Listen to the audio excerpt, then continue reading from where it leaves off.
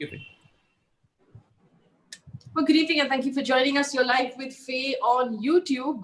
Remember, every evening at 8 o'clock, we convene with the brightest minds available in the country on particular issues that we should be talking about.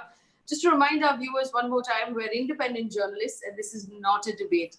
The idea is not to bring together people with opposing points of view and have them fight it out. But the idea is to bring together people who understand various aspects of an issue intricately so that they can help us understand it better. And by understanding it, we become more informed citizens, thereby in a better position to make up our minds about it. So no one here is going to tell you what to think and whether you should be angry or whether you should be offended. We're just going to try and give you as much information as we can over the next 1 hour. Now, we're talking about the Rajasthan political, what started off as a crisis, which is now just a circus. Really, it's gone on now for 17 days, and it'll be 20 days in 3 more days. And really, we have to ask ourselves what's happening to governance in the middle of a pandemic while this plays out. If you want to know what the full story is so far on Rajasthan, there is a video uploaded on YouTube where I've taken you through the entire timeline, and that might be useful. But for now, these are the questions that we're asking this evening. The anti-defection law and how effective it is. Fundamentally, as a citizen, my response to what has happened in Karnataka, what's happened in Madhya Pradesh, what's happening in Rajasthan, and several other states across the country is this: as citizens, you vote for someone to form the government for various reasons. And after the government is formed, when a bunch of MLAs actually switch sides, where does that leave us as citizens? I mean, who you voted for and what finally worked out. And I think that while no one comes out and says it, that there's money changing hands and there have been enough accusations and audio tapes and things like that that have been released, how effective is the anti-defection law? And does it really protect the interest of the citizen? Is that what it is meant to do? Secondly, while this political drama unfolds, who is focusing on the governance in Rajasthan? And the thing that really bothers me about this entire situation was the acceptance, the comment made by Chief Minister Ashok Gehlot that he was not on speaking terms with his Deputy Chief Minister for 18 months. 18 months, how were you running a state, especially when we were in the middle of this sort of crisis? How is that fair to anybody as citizens? And finally, the discussion available to the governor when to call the assembly session. Now, as of today's development, the governor has said that he has advised the government of Ashok Gehlot to consider a 21-day notice period before the assembly is called into session. Is this normally how things are done?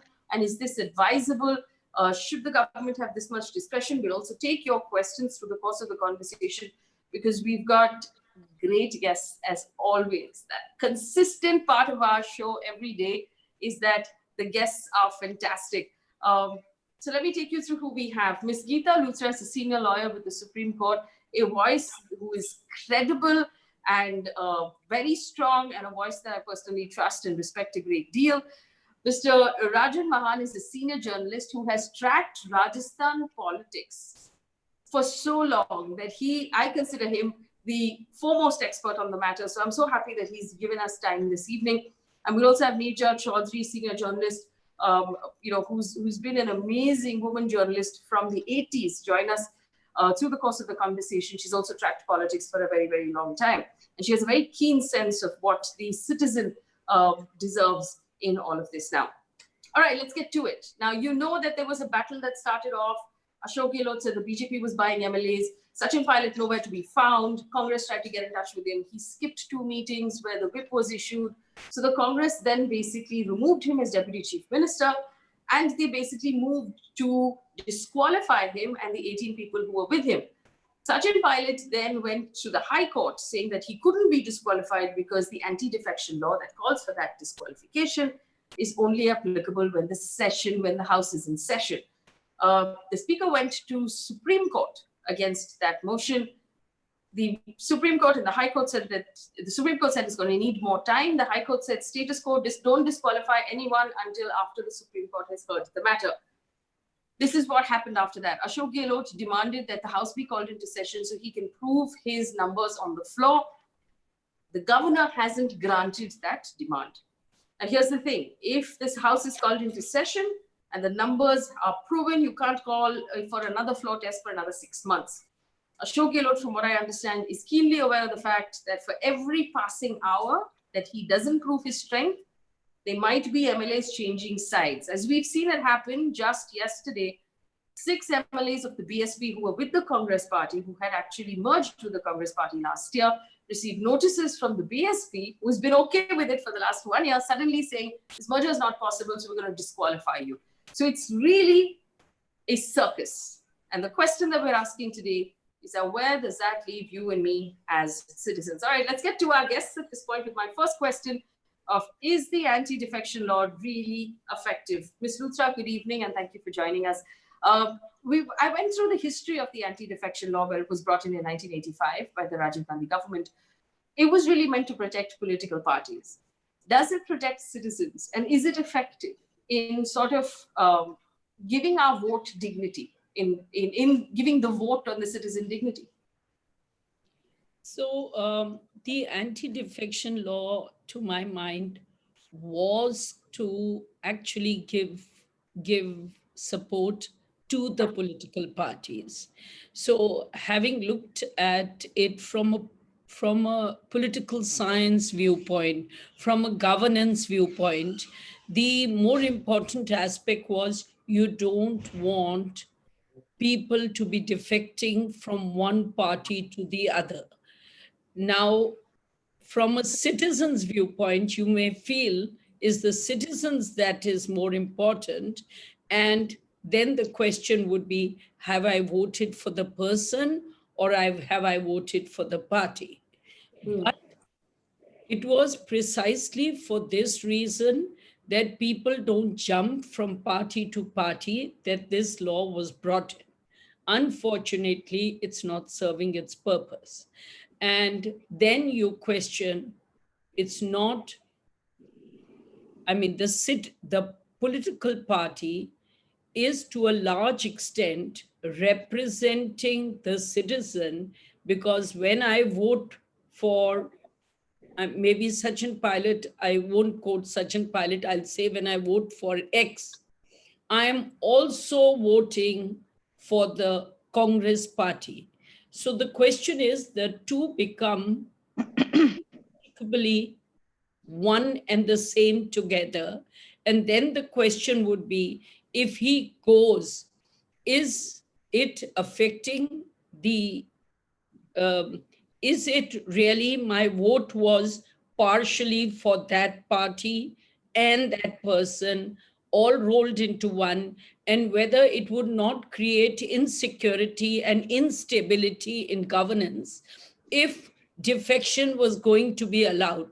That's why mergers are allowed, all that is allowed, but otherwise you are not allowed to go and defect. So then the question is, which becomes the argument by the lawyers, is it dissent or is it defection? And how has it worked out?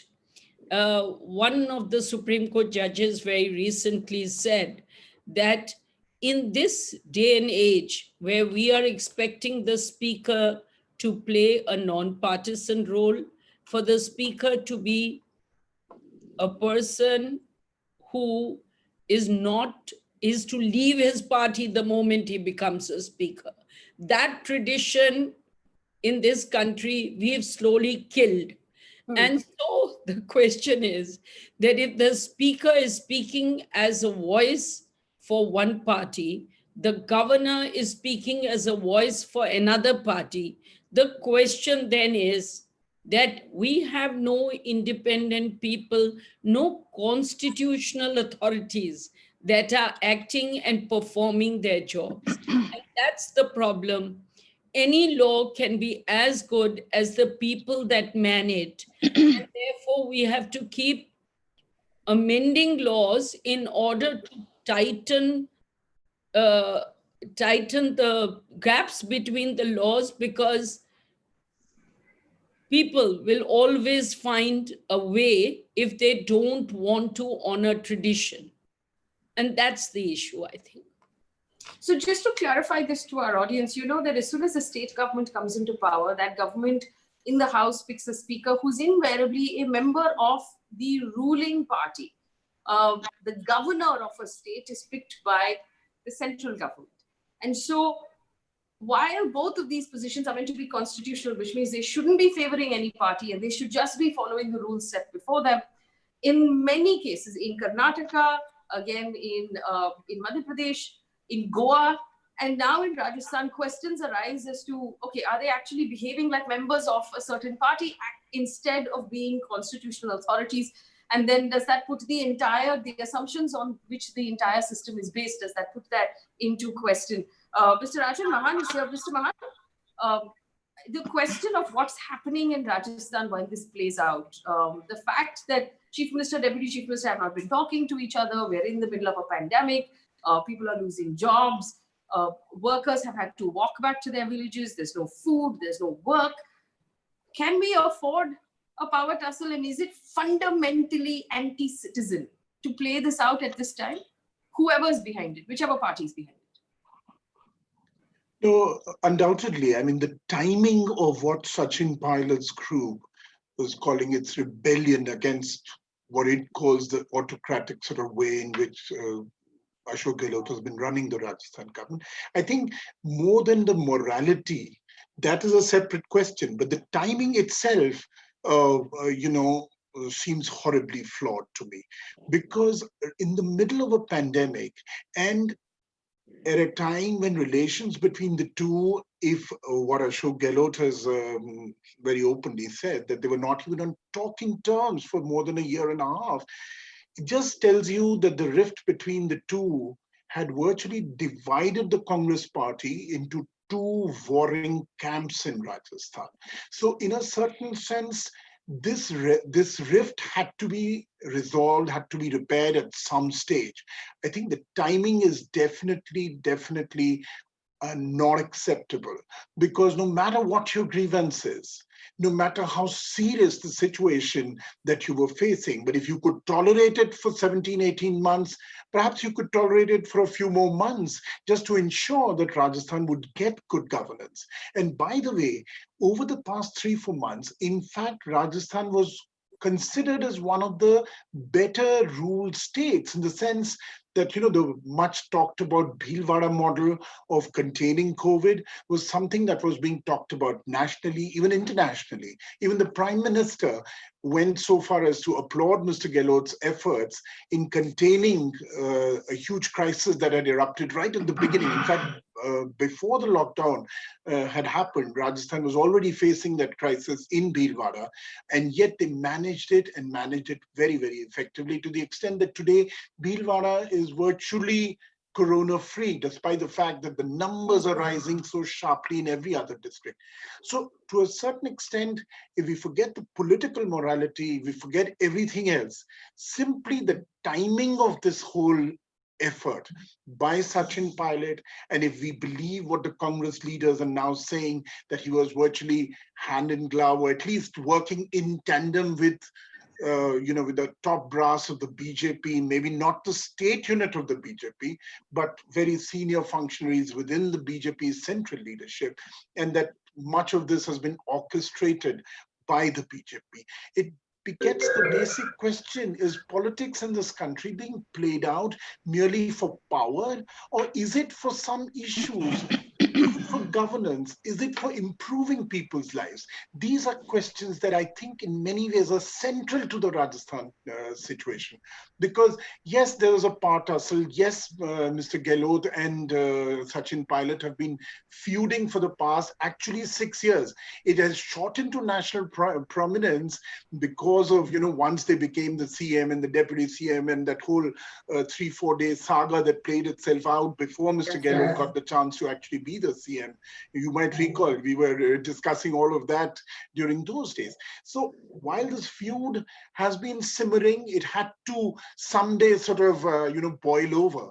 But the timing is horribly wrong. And certainly for the state, this is just very bad news, because frankly, while COVID numbers are increasing across the board in all states in the country, Rajasthan by and large had actually contained the situation very well. So much so that till about a month ago, the number of active cases in the state were ranging between 3 to 4,000. And now the numbers have actually almost doubled over the past 1 month. So it's a very serious situation. I think governance is taking a major hit.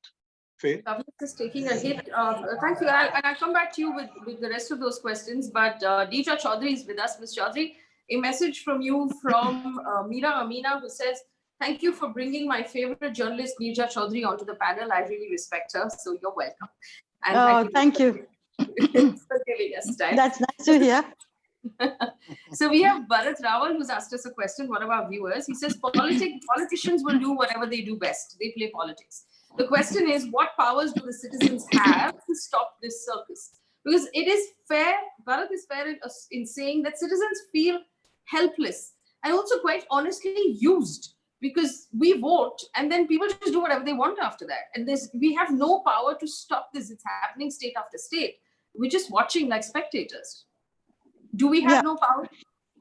Well, I absolutely empathize at the moment, with this sense of helplessness that we feel that when things like this happen. I agree with my previous panelists that the timing is very unfortunate. I would also say, Faye, that the Rajasthan spat between Sachin Pilot and Gehlot has brought to the fore all the fault lines in Rajasthan, in the Congress party, and in the country's politics. It has raised this issue. We've all known for 6 years, as has been stated, that 6 years we may have known, but 18 months we've certainly seen it happen. Anybody who's gone to Rajasthan has known that the tension has been escalating. So my question is that, why was the national leadership of the Congress party so hands-off? Mr. Gehlot is saying, I've been bringing it to the attention of our leadership, that this is bound to happen, this is going to happen. If you view it not from Sachin Pilot's perspective, but from Mr. Gehlot's perspective, why was his word not taken seriously? Do something about it. Sachin Pilot, we know that he has brought it to the leadership's attention time and again, and he said a promise was made to him. And I know of this because, having talked to him at that time and having seen him work in Rajasthan, that yes, the implicit understanding was if he brought Rajasthan back to the Congress, he will be the CM. Now, of course, you had the most senior, Mr. Gehlot, he was made the CM, he became the deputy CM, and the power sharing formula that was worked out came unstuck, and the national leadership did nothing to rectify it. Now, I find it very strange also, Mr. Gehlot, I find is one of the most savvy politicians in the Congress today. But I find it very strange coming from him to say for 1.5 years, we've not been exchanging words. That probably is not true. We've seen them exchanging words. We've seen them, we see all these photographs that you're putting out and every media channel is putting out, them sitting side by side, laughing, talking. So I think that is not true. Something could have been done. And I think the last straw that broke the camel's back was this notice given under SOG. It's possible Mr. Pilot was anyway in touch with the BJP, though he's repeatedly saying, I'm not going to the BJP, I'm not going this India way. So whether he wanted to have a third party, whether he wants to reclaim the space of the Congress, whether he wants to forge an alternative Congress, there's a whole lot of people who are feeling very frustrated within the Congress party, in the country. The Congress completely stagnant, not being able to be the opposition that it should be providing in the country today. So whatever be his reasons, but to be given a notice as the deputy chief minister of a state by your own government under sedition, Faye. Sedition, you got challenging the person's patriotism. Yeah. It's not something you come, we will sort it out. What are you up to? And even when he came with his people here, had the high command, had Sonia Gandhi, Rahul Gandhi, called them for a cup of tea or whatever, and we are going to sort it out. Or even if Mr. Gehlot, I said to a friend, Faye, and I will share this, I said, Mr. Gehlot is so savvy that I wouldn't be surprised if he takes a a plane and comes to Delhi and says, "Chalo, Sachin, we are going to, mere saath wapis chalo, we are going to sort this out." This is within the family of the Congress, we'll sort this out. And it could have been done. But it's escalated into something that's majorly very disappointing. Ms. Chaudhary, he has since then called Sachin Pilot a nikamma to the press. He has said that the man got by on his good looks and his ability to speak English. He wasn't doing any work. He was useless. And he said a fair number of things, as opposed to what you are saying. Do you think there's even room for a reconciliation at this point, or is it just... No, I think now it's becoming very difficult for reconciliation. It could have been done when they first came. And I would say this, people are saying that have patience. And those of us who are older will counsel the younger people, have patience, dhairya rakho, sab theek ho jayega, itni jaldi bhi kya hai. But if I am, as in the media, if I am breaking stories day after day, will you tell me 20 saal baad I will make you the bureau chief? If I'm in the corporate sector and I'm delivering to you what I'm hired to do, will you say I will give you the rewards 20 years hence? So why in politics, if young people are saying today, we don't want to be doing backroom politics, we will perform, we will deliver, give us our due, and don't tell us 20 years later. Are we being unfair to them? And if they're impatient like Sachin Pilot is very capable, articulate, Scindia was, I don't think they would have, had they got what they, something could have been worked out in terms of power sharing. I don't think they would have both left the party. They were so close to Rahul Gandhi, their Congress is at heart, and they brought the Congress to power also. They had a role in that. So as I say, I am very disappointed with the national leadership of the Congress party not to intervene earlier and sort it out. And remember, 120 million people in the country, even in 2019, voted for the Congress. So you and I have a stake in a strong opposition, and that strong opposition not going to come about without the Congress reviving. We have a stake in the Congress party reviving, but it's not going to happen if you're going to allow your brightest and the best to leave the party. And that is the tragic part of what we are seeing. Also, I mean, we'll come to the fact that if Sachin Pilot, if he's not with the BJP and is actually going to form a party of his own, then that will split those Congress votes even further, and they will become even more, they will become even weaker in Rajasthan, because Congress has displayed a complete inability to work with any other party and form really meaningful alliances. Ms. Luthra, the question about the governor and his discretionary powers, he has now advised the government to consider a 21-day notice period. And, we have a couple of questions popping up as to what does this mean? Does the governor have that ability really, to say, okay, we'll call a session in 21 days, or to say, I want more information, I want to think about it? When you have a chief minister saying, I want to prove my, my strength on the floor, at a time when, as pointed out, the state is in crisis, there is a governance issue, it makes sense to close this matter as quickly as possible. What does the law say about this? So according to me, see, the law basically again leaves these things to conventions, and we leave conventions to the rubbish bin. So the fact is, these conventions are not being respected, but every time such issues have come up before the Supreme Court has normally said 5 days, 7 days are more than sufficient to prove the strength of the party and the majority. Now, that is when it goes into the court domain. At this point, if this is what the chief minister is saying, I don't think the governor should be giving such a long rope, because it will give a perception of not being fair and not being non-partisan. And the governor needs to give a perception, as all governors need, to be fair and non-partisan. So according to me... You can't even say it with a straight face at this point. Who cares about the perception anymore? It's all out in the open, out playing out. Do you believe, could we at this point really say that the governor or any of the governors are even, care about that perception? Care to keep up that pretense? Actually, they should care. That is where India is lagging behind. So we've followed the British system.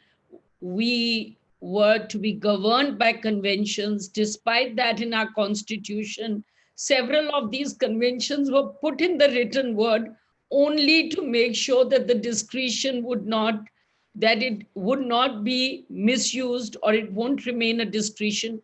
Despite that, we are seeing that all this is happening. And that's why I feel that what is being said, this 21-day, is actually going to be looked at not well by those who believe in upholding the values of our constitution. So I believe, in fact, the best thing is to let Mr. Gehlot prove his majority or not, and it should be done. If the Supreme Court gives a long rope and gives 5 days or 7 days, to my mind, actually it could be even shorter. So basically, for our audience, just to put that in a nutshell, the governor is allowed to say 21 days because the rules actually trust him with that decision. But he should seem non-partisan. He shouldn't take aside. His decisions and his announcements and his questions need to seem completely unbiased. And at this point, like everything else in the country, the bias is really starting to show. See, the governor's role is really a role where he's not supposed to be exercising his own decision-making power. It's a titular role, except for some small interplay when there is, inviting the majority party, etc., etc. The governor's role is a very titular role under the Constitution. So, according to me, this is not keeping with the traditions. Mr. Mahan, you wanted to come in? Go ahead. Yeah, just a statement of fact and a little bit on this whole governor's role issue.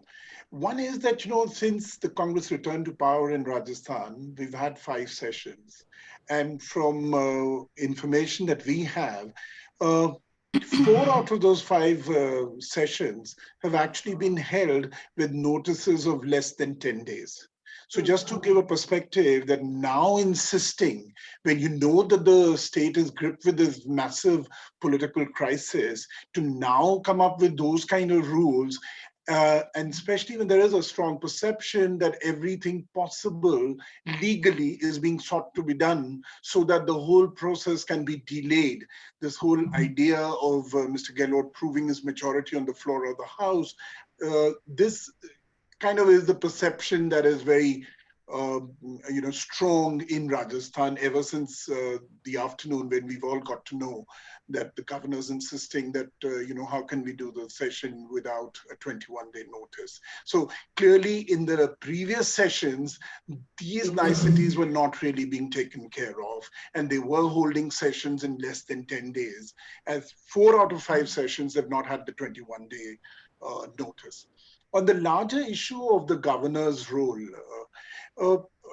I'd like to actually check with Neerja ji, because I think all those who would remember how governors were appointed and what kind of people were coming in the governor's office in the 60s, in the 70s, in the 50s, I think, and what we are now seeing in the 80s, 90s and onwards, which is when the whole office has now become far more controversial. There are too many politicians occupying Raj Bhavans across the country, and too few professionals. Earlier you had people from the armed forces, or you had senior civil servants, eminent people, either literary figures, etc. So Sarojini Naidu was one of the governors in the 50s. So if you might recall the quality and caliber of the people who were made governors vis-a-vis the kind of people who are now. These are people who have spent their whole lifetime attached to a political party, a political ideology, and therefore when they get into a constitutional position also, it seems it's becoming very difficult for them to actually look at the constitutional niceties rather than the political sort of partisanship that's almost built into their whole system. So somewhere I feel the choice of who's going to be made the governor, and extending it almost like a patronage to those who are like senior citizens among the politicians is what is leading to much of the crisis that we see. It's not just in Rajasthan, we're seeing it across the board. Yes. And the way governors in all states seem to be behaving, it smacks just partisanship rather than constitutional. So, Mr. Mahan, I want some sort of subjective personal analysis from you. And I'm telling our audience that this is a subjective analysis I'm asking for. From where we're looking at it right now, if we pop up the numbers again, it's a 200 seat house. 100 is the halfway mark. The Congress plus all of its allies were at 124. Now, 6 of those have been sent notices by the BSP because they had merged with the Congress, and that's the question mark at this point. Sachin Pilot has 18 plus himself, that's 19. I want to understand from you what's likely to happen. There's a suggestion that since Gehlot is insisting on a flow test right now, that he's confident of his numbers, but those numbers might change on an hourly basis for every hour that the flow test is not called. But is it likely that we're looking at the possibility even of a BJP government? Where does Vasundhara Raje come into all of this? What's likely to happen in your opinion? I think what's likely to happen is that we will have an assembly session. There will be in the next few days a tug of war between the chief minister and the governor, which has been going on over the past week or so, especially over this assembly session. So we'll have to see how that plays itself out. There is a possibility that the governor may not go the whole hog and insist on 21 days, but try and sort of, make it about 10 days, 12 days or whatever. So it's kind of fair to both sides. But what is likely to happen is that Sachin Pilot's numbers, if you look at it, are simply not increasing. So long as the Congress has got its flock of MLAs staying in this rather luxurious resort in Jaipur, I don't think the numbers are going to fall. So, which is why Mr. Gehlot and the Congress party are so keen to get this session done and finished with as quickly as possible, because it's not very comfortable for them to carry on keeping the MLAs, and this is 100 plus MLAs that we are talking. Sachin and his group, of course, have gone completely silent. In fact, very mysteriously, these are political figures who suddenly disappeared. Nobody really knows where exactly Mr. Pilot and the other 18 MLAs are. I mean, it's almost 2 weeks now, Faye, since the SOG team went across to Manesar, which is where they were very openly staying for the past 1 week. And then suddenly, for the 10 days since then, or 12 days now, we've not heard a word as to where these people are. And these are luminaries. I mean, there are some who've done who are 7-term MLAs. There are others who've been Speaker of the Rajasthan Assembly. Then, of course, we've got the Deputy Chief Minister, who till the other day was also the PCC Chief, etc., etc. Now, as far as the BJP is concerned, I think that's an entirely different story, which not too many are focusing on.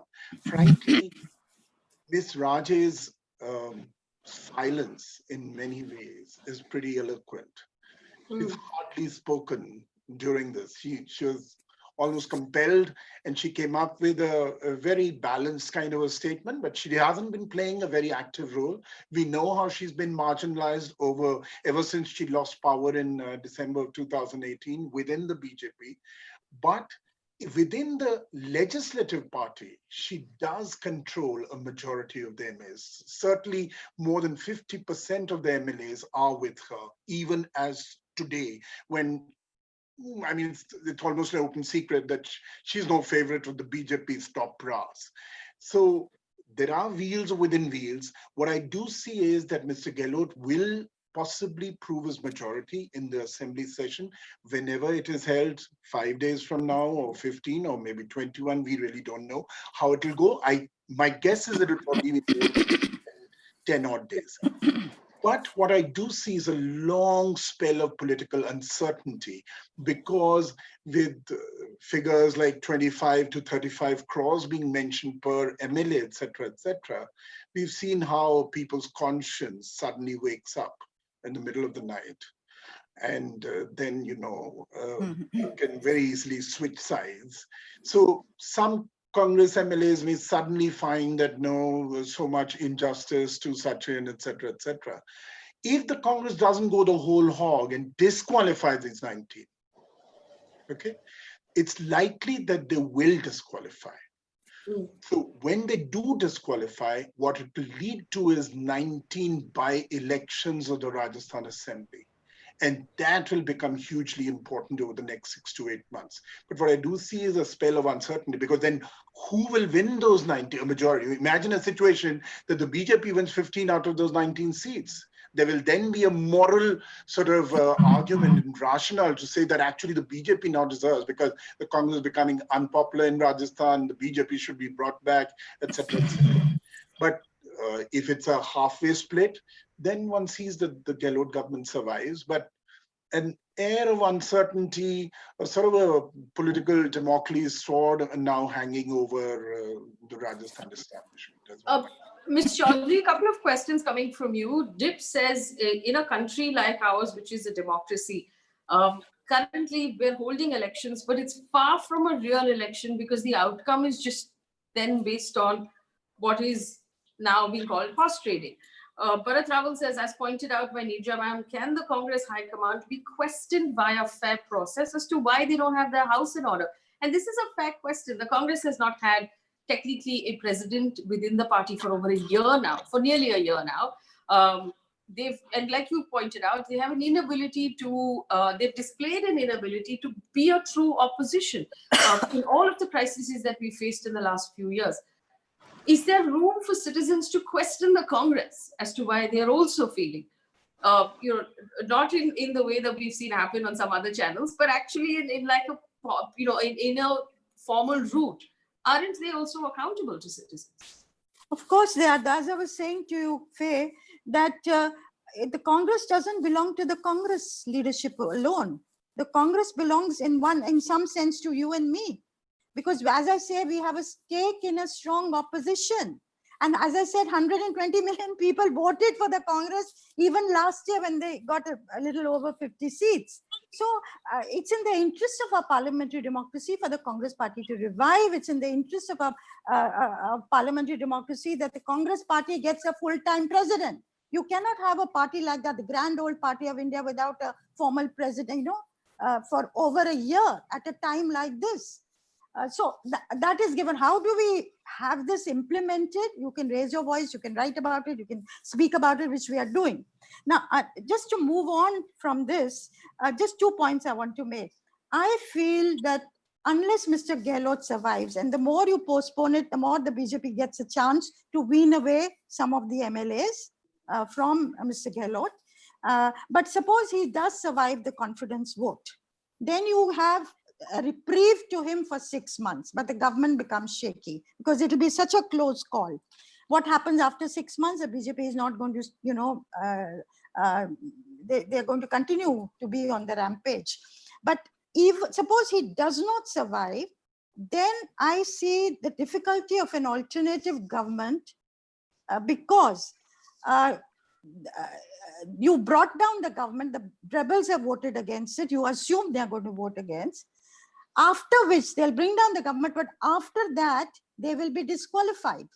Therefore, the House becomes 181, the majority figure is 91, yes. The BJP is at 76, it will have to win a whopping 15 people to come over to its side, which is a very large number, because to be able to form a government immediately, because these 19 would have been disqualified, they cannot then vote for the BJP. I assume that is the way it's going to pan out. The speaker is not going to be quiet as soon as the vote has taken place. Therefore, and in any case, the BJP would not want Vasundhara Raje Scindia to take over from all accounts, the politics of that party. Therefore, what we would be headed for is a spell of president's rule. Now, is that good for Rajasthan? Not good for Rajasthan. As I said, Rajasthan today is a big mess with a capital M. And what a tragedy that is. Well, it is indeed a tragedy. At 15 MLAs that they will need at the going rate, according to Ashok Gehlot, of 20 crore rupees per MLA, that's 300 crore rupees. That's a lot of money exchanging hands, allegedly. Not for BJP has lots of money. So that is not something they'll be worried about. It is whether people will shift. Some part of the economy is still functioning, apparently. Ms. Luthra, I want to ask you about this. Now, this is going before the Supreme Court again. And we understand from previous laws that the courts don't necessarily look into matters before the speaker, because what happens inside the house is at purview of the court, is it not? Where does the law stand on this? Can the Supreme Court actually, is the Supreme Court going to set perhaps a new constitutional protocol in these matters, because it's come up so many times? Normally, when a show cause notice is issued by the speaker, and I'm not speaking whether it was called for or not, the court would not interfere in a show cause notice. Normally, the courts would wait for a decision. So this aspect is unusual. So in fact, many things which are panning out are unusual, but this aspect is unusual. And that's what, in fact, was the argument of Dr. Singhvi. He said, look, the courts will not entertain when a show cause notice has been issued. So at that stage, and this would be pan judgments of the Supreme Court, even in every kind of matter, even in administrative matters, even in other matters, normally a court would say, and here you're talking of a speaker. So you're talking of the domain of the legislature. So it's a double whammy. In a show cause, a court will normally not interfere. They'll wait for it to go the full hog. Second, in this case, it is the speaker's prerogative. It is within his sphere of functioning. Whether the speaker should have given a show cause, not given a show cause, and that's a secondary question where the courts should not be treading. So I feel the courts should have been slow to tread into this field, into this arena, and this aspect the Supreme Court may consider saying, or it may just take a few days, and in the meantime, Mr. Gehlot may prove his test and it becomes infructuous. We don't know. Or so if I may ask you that, so the Supreme Court says we need more time to consider this matter. We're going to hear longer, more detailed arguments. The High Court says you can't disqualify anybody. We'll wait until the Supreme Court has made up its mind, and then, because anything the High Court decides then is subject to whatever the Supreme Court has said. So if this plays out, if Mr. Gehlot proves his majority, and then the Supreme Court gives its judgment, what happens to the majority that he has proven? What trumps, The Supreme Court then would say it's infructuous. The Supreme Court won't go that far, according to me. So the only question then is, should the High Court have interfered? And that would be the question before the Supreme Court, because the first most fundamental principle of our democracy is you have a legislature, you have an executive, you have a judiciary, and everyone's independent in their sphere. So as far as the assembly is concerned, the speaker's word is the last word. And while he's giving a show cause notice, because that show cause could have been discharged with a reply. So the one question that was there was the time given to reply is less. Maybe the court could have said, all right, give him 7 days, even though according to me, that was the speaker's prerogative. Maybe the time was short, that I do feel, particularly where it seems that normally the directory principle has been under the rules that it should be 7 days and not 3 days. But having said that, the rest of it was the speaker's prerogative. And I feel that perhaps this aspect, the Supreme Court may want to examine, that would they step in where angels fear to tread? So that's the question. Ms. Chowdhury, what is your reaction to the BSP's action at this point to send a notice to its 6 MLAs who merged last year in September? So for 10 months, nobody cared. And now suddenly they have said that, no, this merger is not possible. BSP is clearly playing ball with the BJP. They are wanting to help the BJP. Mayawati's stance has all along been that on a whole host of issues in the last year, if you've seen, ever since the 19 election. She's not taken a strident position against the BJP as she used to. In fact, she's stayed on the right side of BJP, and this time also she's helping the BJP. So the more, the sooner you have the floor test, the more the likelihood of disqualification of these rebels. And then now the complicating factor is the 6 BSP MLAs also. So this will make a quick decision all the more difficult.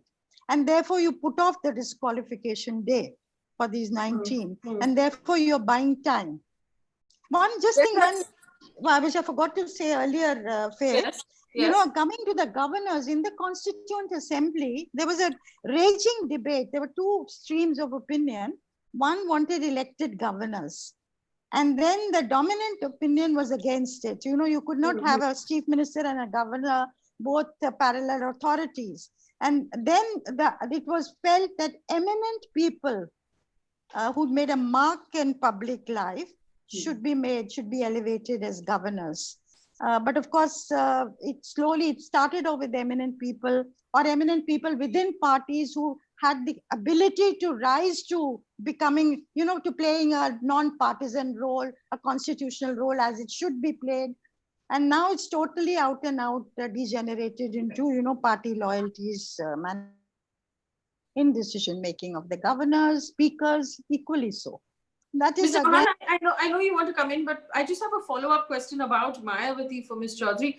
The BJP has always been, let's say, a Brahmins party. We've had Mayawati first partner with Akhilesh Yadav and come out of that partnership, now sort of quietly supporting the BJP. How badly has this diluted her political ideology or standing, or the people who look up to her? What's left of the BSP right now? Well, at the moment, I think Dalits probably will be with her. Remember the 2007 election, she had won a clear majority on her own. Was because of this social engineering that she had done. She'd wooed the Brahmins in a big way and they had swerved to her. And it was the old constituency that Indira Gandhi had fashioned, which was Brahmin, Dalit, and Muslim. And that is the basis on which Mayawati had come to power. Now, since then, the Brahmins have gone towards the BJP. So she's left with the Dalits. Even the Muslims don't, because of the hobnobbing she's over the years done with the BJP, the Muslims don't trust her. So that is why she's been faring quite poorly, unlike in 2007, which was a winning combination. Mr. Mahan, I know you wanted to come in and add something. Go ahead, please. Yeah, I was talking about, this whole Rajasthan situation. One thing that's brought out very clearly is that we do need the anti-defection law to be almost redefined or at least refined. Whether it's 1/3, I mean, how does it become legitimate for us as citizens if we voted anybody? Just because 1/3 of the people in that party, MLAs in that party or MPs in that party, think that now they want to, suddenly have a change of ideology, they want to have a different kind of route for themselves, and they go and join another party. And generally they switch sides only to get into power. So what one feels is that perhaps it's time for us to look at the anti-defection law very, very seriously and very, very closely. And what we need is that if their conscience is suddenly waking up, or if their political ideology is suddenly changing, or they suddenly find some great leader, ultra great, and therefore they want to go and join some party, the point should be, it must be made very simple. If you fought an election on a particular party's symbol, if you're moving away, you stand disqualified immediately. You have to then fight an election, and then if you win on that new party's ticket, then great, then come back into the assembly or get back into the parliament. But this is actually opening the door for so much of horse trading, for so much of, what should one say, completely if one might be Yes. a little bold about it, completely corrupt kind of dealings that are going on in our political system. And here we were talking about, remember the Arvind Kejriwal, Anna Hazare movement and the Lokpal and the removal of all black money in this country, etc., etc. All those promises, I don't know where they've all suddenly disappeared. Those leaders, Anna Hazare is almost like a Rip Van Winkle. I don't know where he is. None of us are aware what he's up to and why he's not questioning anything anymore. So one needs, I think, fundamental change. Hello.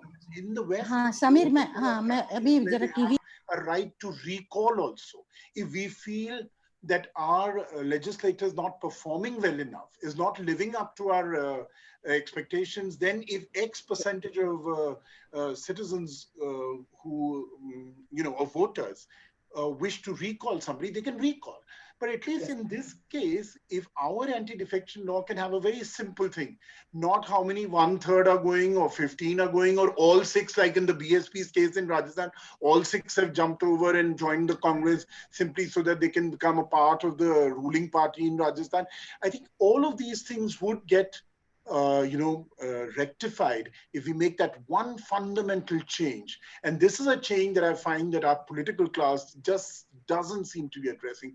Why shouldn't somebody just lose their membership of the House immediately? If they're joining another party, thank Yes. you. So I have one last quick question to the panel, and that's this. We've talked about the constitutional positions of governor and speaker, but we have questions coming up from our audience also about the ED, the CBI, the police also becoming partisan in some way or tools for government. We know that Sachin Pilot got a notice from the state police. To be fair, Ashok Gehlot also got that same notice. But immediately after that, the ED raided Ashok Gehlot's brother in Rajasthan, and there were questions of, okay, the timing of this is suspicious. So, Ms. Luthra, the caged parrots now becoming sort of wearing party colors as well. Is that worrying?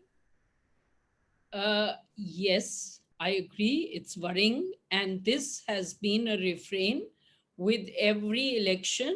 Every political party has said we have to make them independent. But once elections are over, then obviously, and that has been the precedent, irrespective of which party is in power.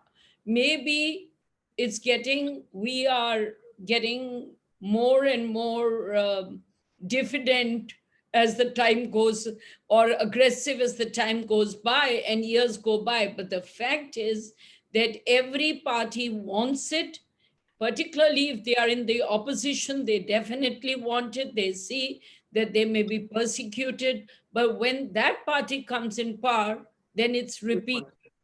But there was something which I wanted to say, which was this thing about 1/3 people.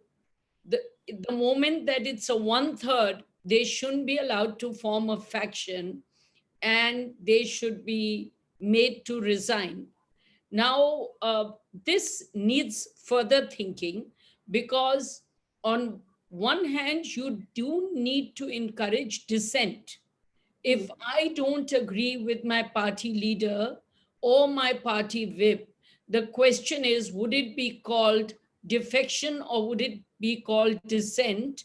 And whether, if it's a 1/3 large chunk, whether that chunk should be not allowed to go over and remain as a party, remain elected, but perhaps they may not have a right to be in power till the rest of the term.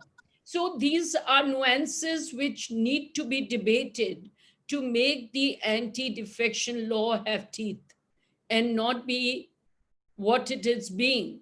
Because otherwise, and also this power of recall, because there is an element of instability which we also need to curb in this country. So these are questions I thought which may need further. But mostly we've seen not so much of dissent within the party, it's more in terms of defecting to another party and being, if not in a completely overt alliance, you are in alliance covertly. And therefore, you're virtually sort of, sitting in the lap of some other group. The simple truth is you got elected on a particular party's symbol, ideology, etc., etc. Stay with it, If you're so dissatisfied, just go back to the electorate. What's so unfair about that? Also, Mr. Mahan, the fact that elections now in India are fought almost like a presidential system in the US. Even Delhi municipal corporation elections had posters of the Prime Minister on it because people were voting for the central power and what the party stands for rather than the individual candidate. So shouldn't that then be even more so the rule? Yes, I mean, the point is that if you stand for some values and not just for, personal gain and growth in the political system, you're there simply because you want to become some chief minister or minister or what have you.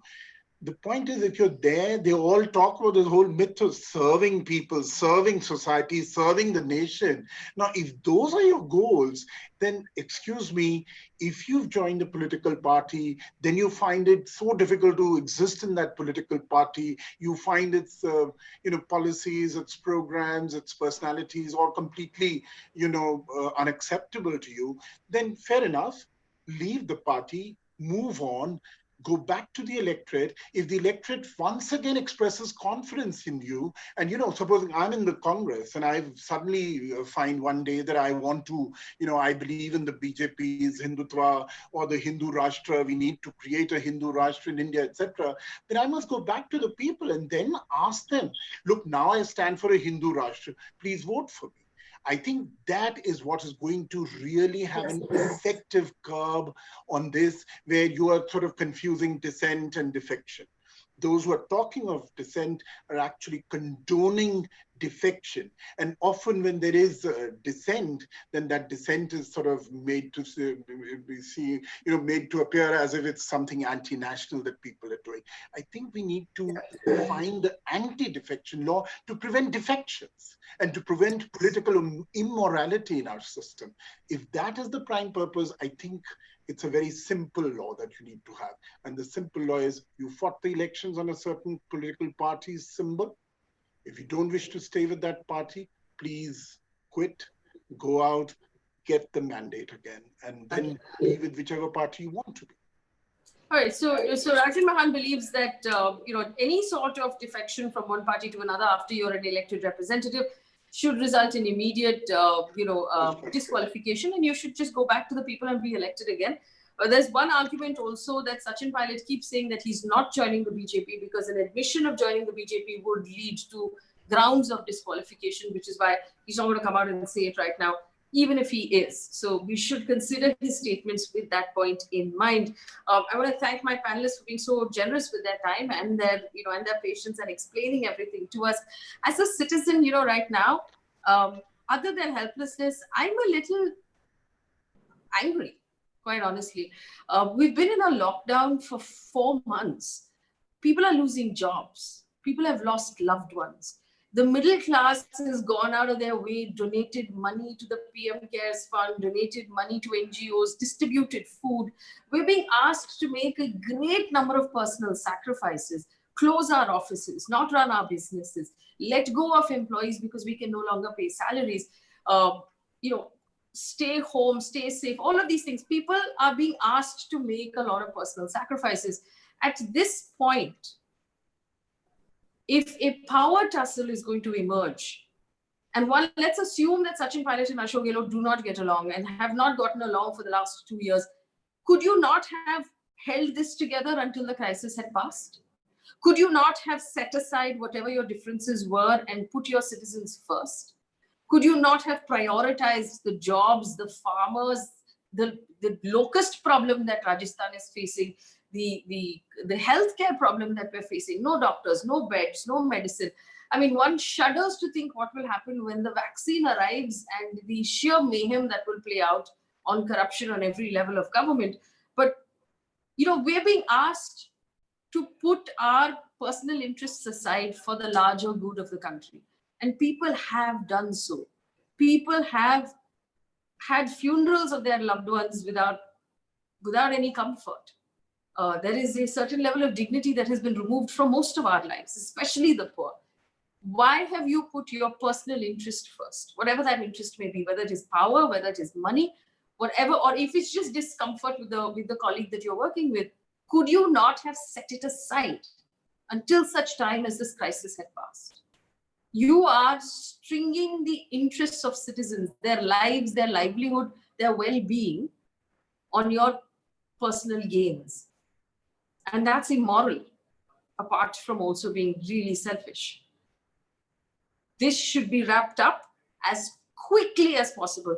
However the chips finally fall, we need to have a government in place in Rajasthan. We can't have MLAs sitting, playing Antakshari at the Fremont Hotel, because, and I don't know who's paying for any of this, but it's not good and it needs to stop. And one hopes that it stops immediately. Thanks to our panelists, thanks to our, our audience for coming in. Bharat Raval, Hyperbole, Dips, Vikas Kumar, thank you for supporting us financially as well. It keeps us independent. It means we can ask the questions that we really want to ask, and our panelists have the time to answer the questions with patience as well.